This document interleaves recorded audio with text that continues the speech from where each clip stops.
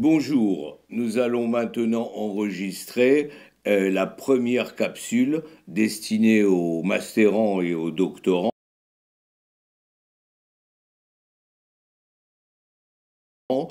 et qui s'intitule S'engager dans une recherche en didactique des langues et du français langue étrangère. Le premier point que je voudrais souligner pour les étudiants, c'est la question du choix et de la délimitation du sujet. Le choix de la recherche peut être du ressort de l'étudiant. À ce moment-là, il faut chercher et expliciter les raisons de ce choix. A-t-il choisi davantage le directeur ou la directrice pour telle ou telle motivation que un sujet en particulier? Le directeur lui a-t-il conseillé tel ou tel sujet de travail? Et pourquoi? Est-ce que cela correspond à des intérêts du laboratoire, de l'équipe de recherche dans laquelle travaille le directeur? Est-ce que, dernière hypothèse, l'étudiant choisit ce sujet par mimétisme avec les autres étudiants? Bon. Si l'étudiant est venu avec un sujet qu'il a pleinement choisi, il faut creuser la question. Qu'est-ce qui le motive? Par exemple, un étudiant étranger à Paris me dit « Je veux travailler sur l'enseignement du français dans mon pays ». Très bien, mais l'étudiant a-t-il un projet professionnel? Devenir enseignant, par exemple, ou un autre projet? Et au fond, quelle est la dimension de sa motivation intellectuelle, l'enjeu que représente pour lui la compréhension de tel ou tel phénomène?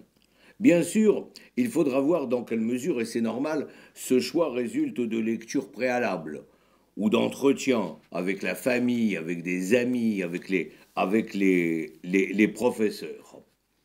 Quand il aura défini un sujet de mémoire de master ou de thèse de doctorat, il faudra se demander quelle est la délimitation du sujet. S'agit-il d'un thème très global? S'agit-il d'un thème plus local? Par exemple, veut-il travailler sur une partie de l'enseignement du français? La lecture, l'écriture, la grammaire ou le bilinguisme? Veut-il travailler sur un espace géographique particulier? La France, le Maroc, un autre pays? Si son sujet est vraiment de nature didactique, quel est le type du cursus éducatif concerné? Va-t-il travailler sur le primaire, le secondaire? Va-t-il travailler dans les alliances françaises, dans les instituts, etc. Mon expérience m'a appris qu'il y avait deux grands obstacles à surmonter.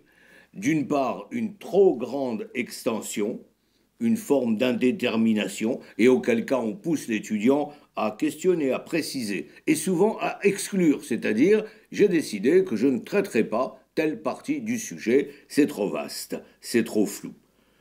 Il peut arriver, mais c'est plus rare, l'inverse, c'est-à-dire que l'étudiant arrive avec un sujet trop précis, dans une certaine mesure, trop pointu, et à ce moment-là, il faut qu'il élargisse sa problématique pour tenir compte de projets généraux en didactique. Bien sûr, dans ces choix de sujets, il faut compter avec les effets de mode, les sujets en vogue. C'est pas un hasard, par exemple, si depuis un certain nombre d'années, on voit beaucoup de sujets sur l'enseignement du français qui sont en relation avec les nouvelles technologies de l'information et de la communication, qu'il s'agisse des dimensions audiovisuelles ou maintenant des dimensions numériques. Pourquoi pas, même s'il s'agit effectivement des effets de mode, à condition que tout le monde ne travaille pas sur le même sujet. Bon, le deuxième point maintenant que je voudrais aborder, c'est la formulation de la problématique et au fond la question principale de recherche. C'est une étape indispensable au moment de l'inscription du sujet et elle découle bien sûr de l'étape précédente. L'étudiant doit repartir de son entretien avec son directeur ou sa directrice en ayant vraiment formulé le problème qui l'intéresse, la question qui le motive. C'est assez difficile, il faut bien s'en rendre compte, pour les sujets en didactique par exemple, parce que beaucoup d'étudiants, sauf s'ils sont déjà enseignants, ça arrive, n'ont pas d'expérience. ils n'ont pas d'expérience des classes, ils n'ont pas vraiment dispensé de cours. Bien sûr, ils ont une expérience d'apprenant, et en particulier, par exemple, d'apprenant de français, mais ils ne savent pas toujours quoi faire de cette expérience. Une tendance qui est sans doute à combattre, c'est tout de suite de formuler un diagnostic comme chez le médecin et de proposer un remède immédiatement. Je pense que c'est pas très bon comme orientation parce qu'au fond, le travail semble être fini avant d'avoir commencé. Euh, Par exemple, les étudiants ont du mal avec l'enseignement des matières scientifiques en français au Maroc, et peut-être que, avant d'entreprendre la recherche, il faudra expliciter quelles sont concrètement les difficultés qui sont rencontrées sur ce terrain-là. Euh, L'étudiant peut aussi avoir tendance à donner une clé, une interprétation, mais ce peut être un stéréotype ou une expérience personnelle. Par exemple, dans tel contexte, il dira c'est la langue qui est particulièrement difficile, le français est une langue affreuse à apprendre. Ou dans d'autres cas, il pourra dire on n'a pas été assez bien formé dans la langue première. Les enseignants ne seraient pas à la hauteur, par exemple, de l'enseignement de l'arabe au Maroc. Bon. Ou la langue de scolarisation est trop éloignée de la langue courante. Des choses de cette nature. Moi, ce que je voudrais dire surtout, c'est que l'élaboration d'une question, d'une vraie question de recherche, c'est un processus lent. Et il faut bien se rendre compte qu'au long d'une thèse, il va y avoir des reformulations, il va y avoir des changements. Il est très rare qu'on traite exactement le sujet de thèse qu'on avait décidé de traiter. Et tout ça est parfaitement normal. D'ailleurs, beaucoup d'étudiants sont déçus par leur première recherche et ils demandent à leur directeur de les réorienter, de leur donner une nouvelle direction. Et c'est normal. Bien sûr, beaucoup de choses dépendent de la maturité intellectuelle et de la culture avec laquelle ils commencent ce travail. Est-ce qu'ils sont complètement innocents ou est-ce que déjà, je veux dire, il y a derrière eux un certain background, non, bon, je sais pas, une certaine culture déjà de la discipline. Euh, on pourrait prendre effectivement toutes sortes d'exemples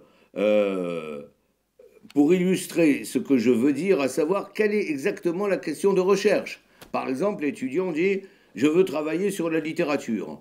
Et dans le contexte qui nous intéresse, il va chercher la place de la littérature dans l'enseignement du français langue étrangère au Maroc. Très bien. Mais quelle est exactement cette question? À partir de quel constat?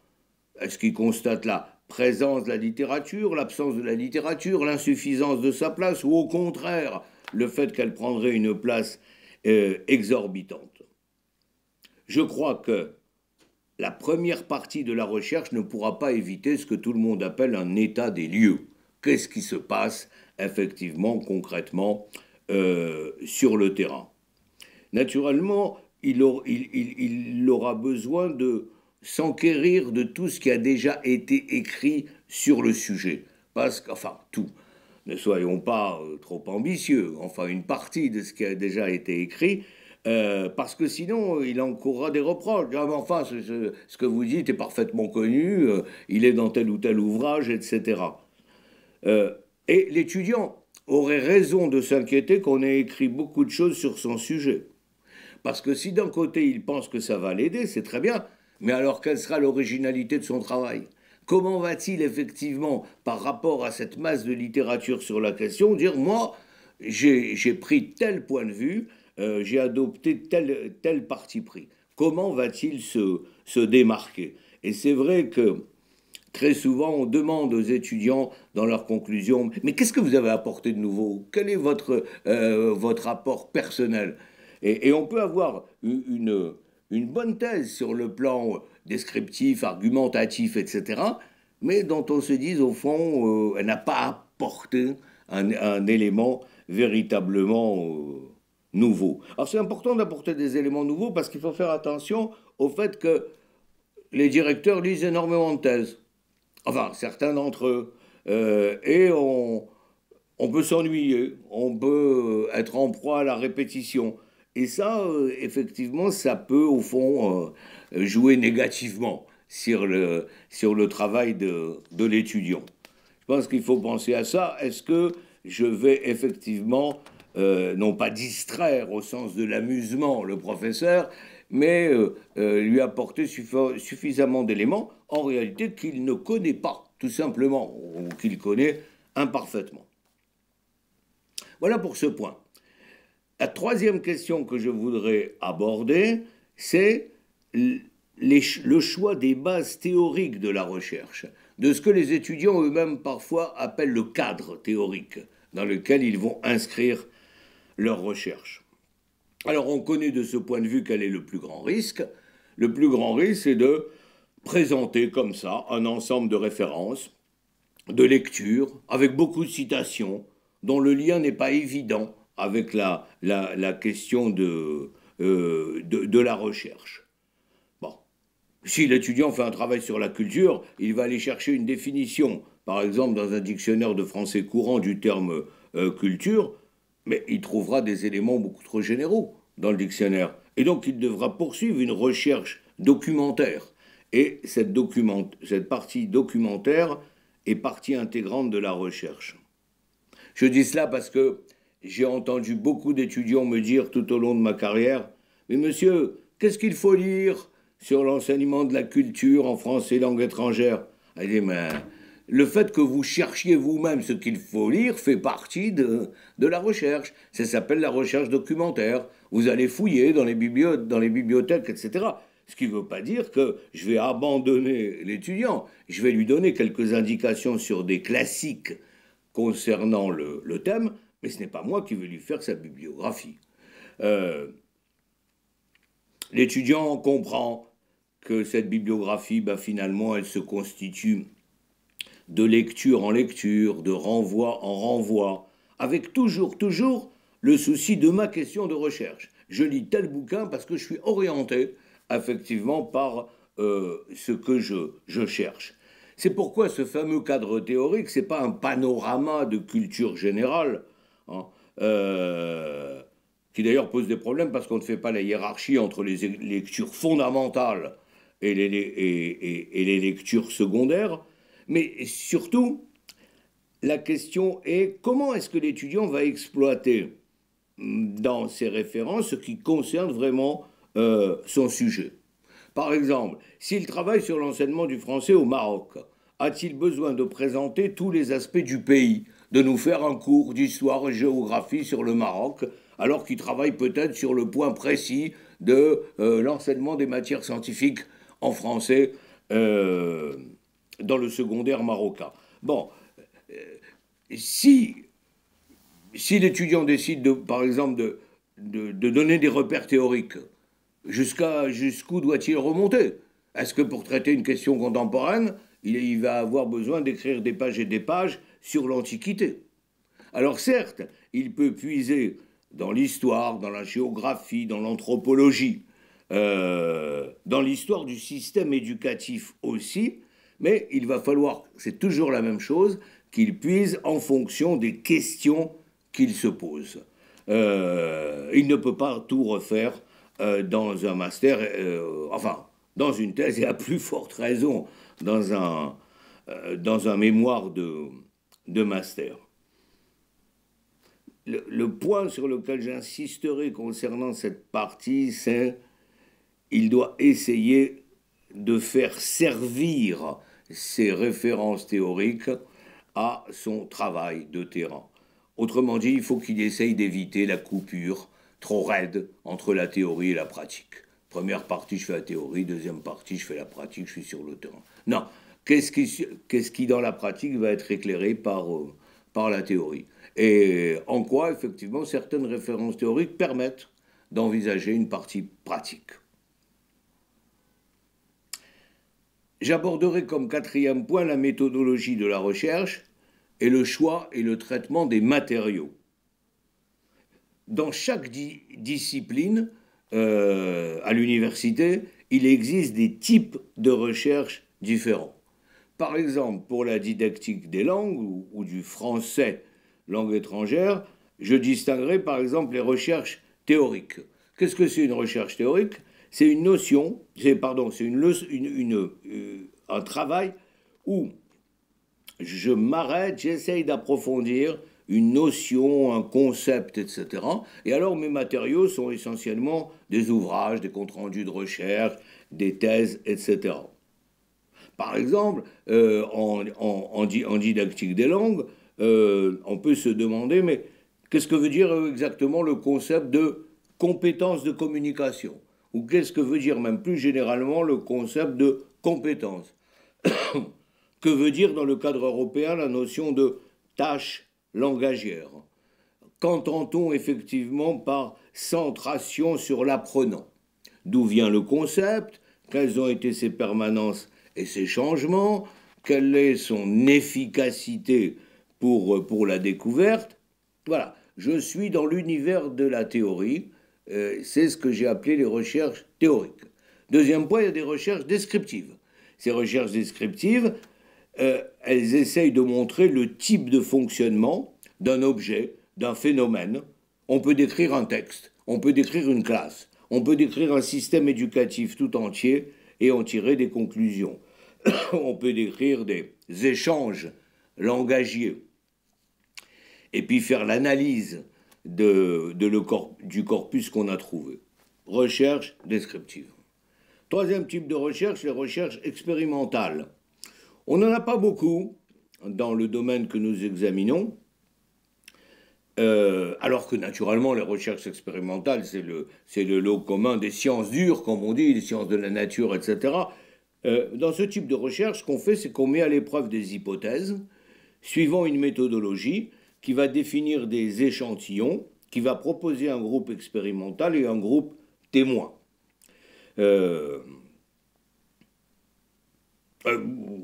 Pour prendre une actualité récente, les recherches qui étaient menées pour la découverte du bon vaccin ont été des recherches dans lesquelles il était impossible qu'on n'ait pas à la fois un groupe vacciné, un groupe non vacciné, sinon on ne sait pas effectivement ce qu'on compare. On a quelques-unes de ces recherches qui se traduisent souvent par des données statistiques qui sont intéressantes. Quatrième type de recherche, à mon avis, c'est les recherches les plus développées en didactique, ce qu'on appelle les recherches actions. Alors il y a la dimension descriptive dont nous avons parlé tout à l'heure, mais la recherche se fait dans le moment même de l'action, avec la participation souvent de l'auteur de la thèse. L'enseignant qui fait une thèse, par exemple, continue en même temps son travail d'enseignant. D'une main, il agit, l'action, de l'autre, il note, il analyse, il cherche. Recherche, action. On pourrait énumérer d'autres types de recherches, peut-être un mot. Il y a de plus en plus de recherches historiques, en français langue étrangère et en didactique des langues. Et ce sont des recherches avec lesquelles, comme les historiens, on a des archives, des documents. Par exemple, quelqu'un d'entre vous pourrait décider de faire l'histoire de l'Alliance française ou de l'Institut français de Casablanca. Naturellement, toutes les recherches dont je viens de parler ne sont pas chimiquement pures, si je puis dire, parce qu'on trouve toujours de l'histoire, on trouve toujours de la théorie, on trouve toujours de la description, et le plus souvent en même temps que l'action, effectivement, qu'accomplit l'enseignant, si c'est un enseignant qui mène ses recherches. J'ajoute, pour toute recherche, il faut des matériaux. Sinon, bon, alors, c'est quoi les matériaux? Dans notre domaine, on peut avoir, par exemple, tous les documents de type instruction officielle, programme de cours, curricula, documents pédagogiques de toutes sortes, manuels scolaires, production par les élèves, annotation des enseignants sur les copies. Ça, c'est une première masse, effectivement, de matériaux à traiter très importante. Mais on peut penser aussi, on enregistre les interactions verbales, on les filme, je veux dire à l'intérieur d'une classe, ça représente effectivement un matériau. Je pense aussi à tous les questionnaires que les doctorants envoient aux enseignants, aux décideurs, aux responsables, aux parents, aux élèves, et dans lesquels il les interroge. Et d'ailleurs, pas seulement des questionnaires, parce que très souvent, il réalise aussi des entretiens. Des entretiens qui sont parfois complètement libres, parfois complètement guidés, parfois, comme on dit, semi-directifs. Hein. On pose des questions tout en laissant effectivement une latitude à celui qui répond. C'est évidemment l'étudiant qui fait la thèse ou le mémoire qui va recueillir tout ou partie de ces matériaux. Naturellement, il faut à chaque fois qu'il se demande, c'est toujours, je vais répéter ça comme un mantra pendant cette intervention, il faut à chaque fois qu'il se demande quelle est la pertinence de ce matériau en fonction de la question de ma recherche. Ça peut amener d'ailleurs à des contradictions. Je donne un exemple. Vous dites, l'objet de ma thèse, c'est de décrire les pratiques des enseignants dans la classe, dans la classe de langue. Mais voilà, vous vous fiez seulement aux questionnaires et aux entretiens qu'ont remplis les élèves et les apprenants. Et vous n'avez pas de traces filmées, enregistrées, de ce que sont réellement ces interactions dans les classes. Ben, il y aura un petit problème, effectivement, de porte-à-faux, c'est-à-dire que le matériau n'est pas nécessairement pertinent pour traiter la question. Ce qui ne veut pas dire, évidemment, qu'il ne faut pas s'intéresser aux représentations des profs et des élèves, leur poser des questions, avoir des entretiens avec eux, etc. Après, il faut savoir ce matériau, la deuxième question, et dernière sur ce point, ce matériau, comment vous-même vous allez le traiter. Il ne suffit pas de le recueillir, le recueil des données, il faut encore le traiter. C'est là où les théories vont intervenir. Vous avez des séquences de classe. Comment je vais analyser ces séquences de classe?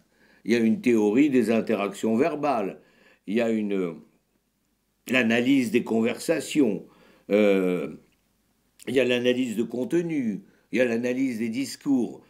Il s'agit effectivement de toute une série d'options théoriques qui ont leur méthodologie de travail et qui vont donc vous offrir des outils, au fond, pour pouvoir traiter les matériaux que vous avez recueillis. J'en viens à un dernier point qui est un peu, si je puis dire, un point d'introduction par rapport à l'autre capsule que nous avons enregistrée, qui, elle, porte réellement sur la rédaction de la thèse. Le point est un point de méthode pour le thésard ou pour le mastérant. C'est élaborer un plan de travail. C'est fondamental, surtout pour la thèse qui s'étale sur plusieurs années. Le fait de posséder une espèce d'agenda, je veux dire, de réalisation des tâches au fur et à mesure, va aider considérablement. Et moi, mon conseil, c'est le suivant. Dès qu'on a travaillé, il faut commencer à rédiger des parties du travail, dès que possible. J'ai trop vu de thèses ne pas se faire ou se faire mal quand on ramassait ça, l'étudiant ramasse des éléments et il se dit « Ne vous inquiétez pas, je vais rédiger la dernière année, je vais rédiger à la fin, ça ne marche pas. » À la fin, on est débordé par la masse, effectivement, des matériaux qu'on a. Et moi, mon conseil, c'est rédiger 50 pages, envoyez-moi ces 50 pages, vous rédigerez ensuite 50 pages, vous me les enverrez, etc. J'ajoute que, bien sûr, il faut posséder un plan minimal de son mémoire ou de sa thèse qui non pas pour le respecter absolument, mais qui va fonctionner comme une espèce de guide pour s'orienter et pour savoir, j'ai fait ça, je dois passer à cela, etc. J'ajoute un troisième conseil. Ça, c'est presque des points techniques, mais il faut élaborer sa bibliographie en même temps qu'on lit et en même temps qu'on rédige. Après, on n'arrive plus à la faire. Je veux dire, si vous lisez un bouquin, vous prenez des notes, ils sont utiles pour votre thèse, et immédiatement, sur une autre feuille ou un autre fichier dans l'ordinateur, vous fabriquez effectivement la bibliographie. Comme ça, vous n'oubliez pas que vous avez lu tel ou tel livre, qui vous a été utile, etc. Euh, enfin, je dirais que euh, dans le travail de recherche, moi, mon avis, c'est qu'il faut essayer de mener de front, et ça va avec ce que j'ai dit avant, la rédaction du cadre théorique et le travail d'expérimentation sur le terrain. Il ne faut pas, par exemple, dans une thèse, que pendant 2 ans, on dit « Ah, j'ai fait que m'occuper du cadre théorique ». Oui, mais tu t'es occupé du cadre théorique pour traiter de quel terrain? Pour aller où? Ou pendant 2 ans, je suis allé complètement à l'aveugle, sans aucune orientation théorique, enregistrer des milliers d'heures dans une classe, etc. Puis qu'est-ce que j'en fais maintenant, suivant quelle orientation? Je voudrais dire d'un mot en conclusion que je sais que tout ça est difficile à faire et que les conseilleurs ne sont pas les payeurs. Mais nous sommes un certain nombre de professeurs d'université à ne pas avoir été que des conseilleurs, puisqu'il a fallu qu'on passe par là. Et nous-mêmes, nous avions besoin effectivement d'un certain nombre de conseils méthodologiques. Voilà, dans le second enregistrement, vous allez disposer, je dirais, d'éléments plus techniques. Je vous remercie.